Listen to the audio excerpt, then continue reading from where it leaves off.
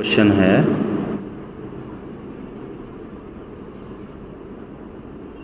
9/16 root में, है ना, प्लस 0.008 का -2/3 का पावर है ये, ठीक है, माइनस 7/10 की पावर 0 है, ठीक है।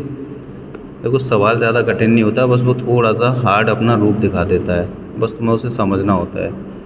अभी क्या है, ये 7/10 की 0 लिख दी इसने, है ना, 7/10 की घात 0 लिख दी, पावर 0। तो मैंने तुम्हें पढ़ाया है कभी, पावर 0 का मतलब है x की पावर 0 हो, 2 की पावर 0 हो, 5 की पावर 0, किसी भी संख्या की पावर 0, चाहे 1000 की पावर 0 क्यों ना हो, चाहे 2/5 की पावर 0 क्यों ना हो, किसी की भी पावर 0 जब होती है तो उसको हम 1 में चेंज कर देते हैं, ना। उसकी वैल्यू क्या होती है, 1। क्या होती है, 1। तो सिंपल सी वैल्यू इसकी तो होगी 1, है ना। तो आगे नेक्स्ट लाइन में करते हैं। ये रूट का चिन्ह किसका है, रूट इसका वर्गमूल लेंगे। 9 का कितना हो जाएगा, 3, 16 का 4, ये हट गया चिन्ह, क्लियर। प्लस इसको हम और ये माइनस, इसकी वैल्यू क्या होगी, इसकी वैल्यू क्या होगी, पावर 0 है ना, तो इसकी वैल्यू क्या होगी, है, तेज बोलो, 1, ठीक है, ये 1 हो गई। अभी हम इसको समझाते हैं। 0.08 ऊपर -2/3 है। मैंने तुम्हें कभी बताया होगा कि किसी की पावर माइनस में हो तो सबसे पहले पावर को प्लस में करते हैं। क्या करते हैं, पावर को प्लस में करने के लिए क्या होता है, इसके नीचे जो 1 होता है ना, उसको हम चेंज कर देते हैं, डिनोमिनेटर को ऊपर लेके जाते हैं, डिनोमिनेटर को नीचे। तो ये 1/5 हो जाएगा, और 5 की पावर कितनी थी, 3, माइनस की 3 थी, वो प्लस की 3 हो जाएगी, ठीक है।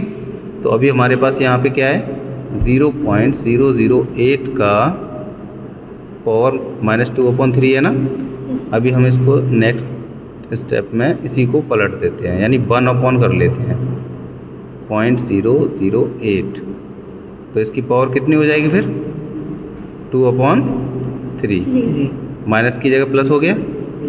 अब एक और चीज़ समझो, कभी भी x का रूट हो तो इसके अगर कोई बोले इसके पावर के रूप में लिखो इसको, तो इसका रूट है ना 2 ही तो होता है ये, तो रूट का इसको पावर के रूप में लिखें तो इसकी पावर 1/2 बन जाती है, यानी ये और ये सेम है वैल्यू।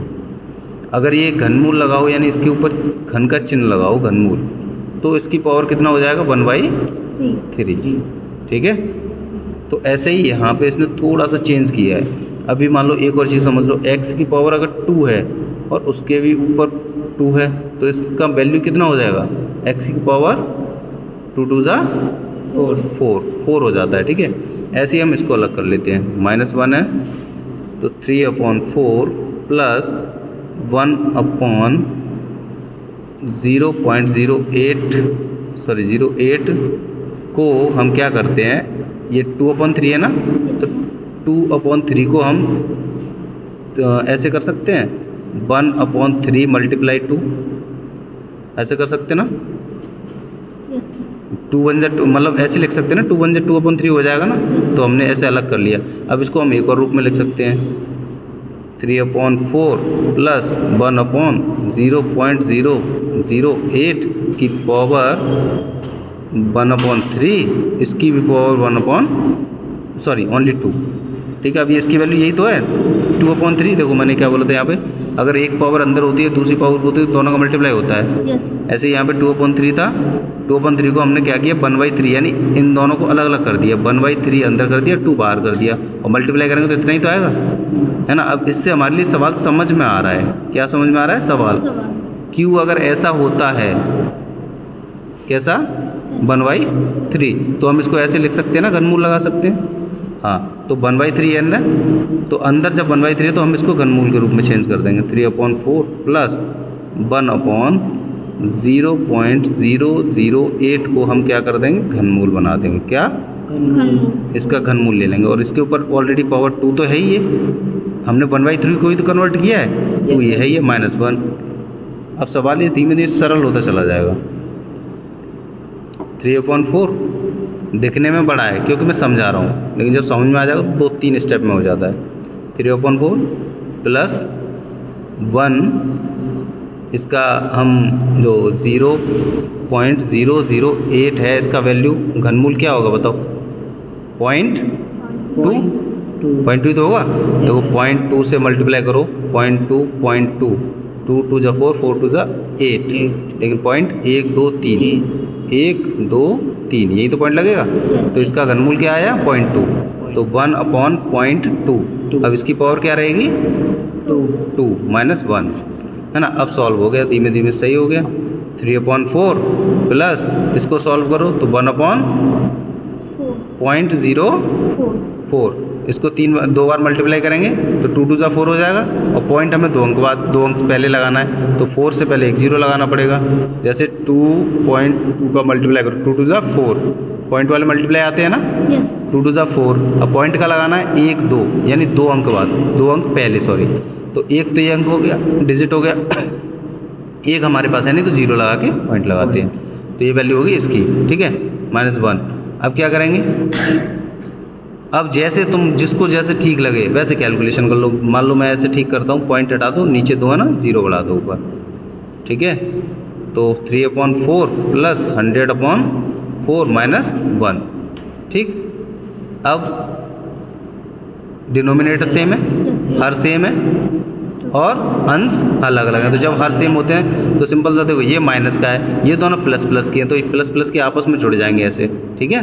तो इन दोनों को जोड़ दो तो 103 हो जाएगा। 103/4 -1।